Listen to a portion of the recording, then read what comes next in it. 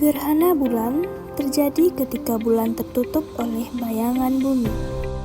Peristiwa ini hanya dapat terjadi ketika posisi matahari, bumi, dan bulan tepat atau hampir membentuk garis lurus.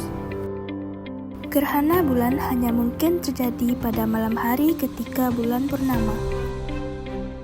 Pada waktu gerhana bulan, cahaya matahari yang seharusnya diterima bulan terhalangi bumi. Bulan berada dalam bayang-bayang bumi.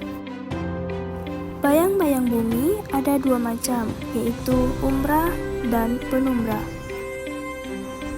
Gerhana bulan dapat berdurasi hampir 2 jam. Selain itu, gerhana bulan aman dilihat dengan mata secara langsung.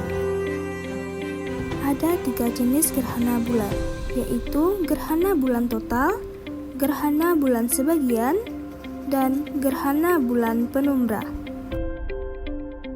Gerhana bulan total. Gerhana bulan total terjadi ketika posisi bulan berada pada umbra bumi, sehingga bulan tertutup penuh oleh bayangan bumi. Bulan yang mengalami gerhana total juga sering disebut blood moon karena warna kemerahannya.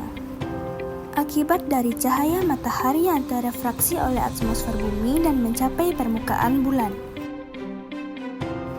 Yang kedua, gerhana bulan sebagian.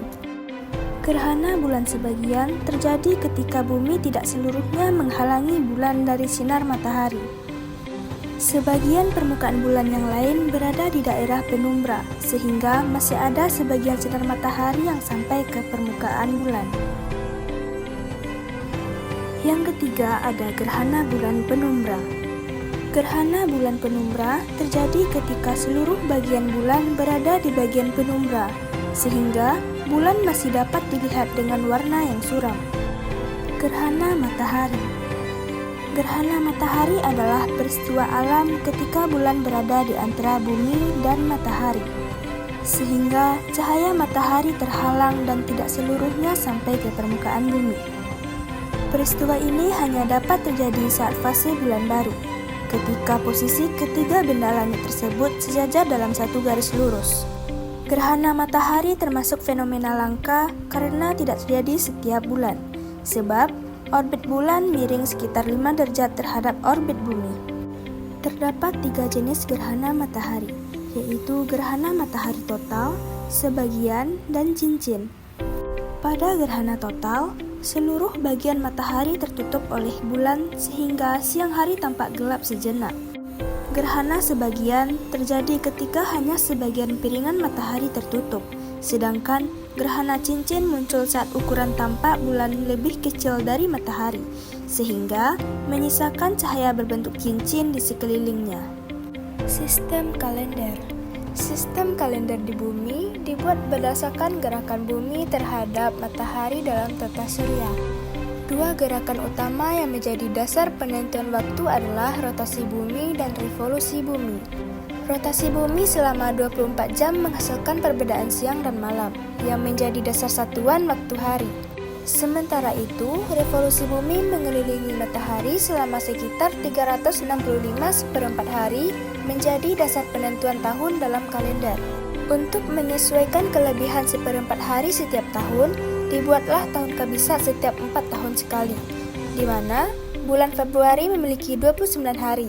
Dengan demikian, sistem kalender membantu manusia mengatur waktu, musim, dan kegiatan berdasarkan peredaran bumi dalam tata surya. Skala waktu geologi. Waktu merupakan bagian yang tidak terpisahkan dari kehidupan manusia sehari-hari. Catatan waktu biasanya disimpan dalam suatu penanggalan atau kalender, yang pengukurannya didasarkan atas peredaran bumi terhadap matahari.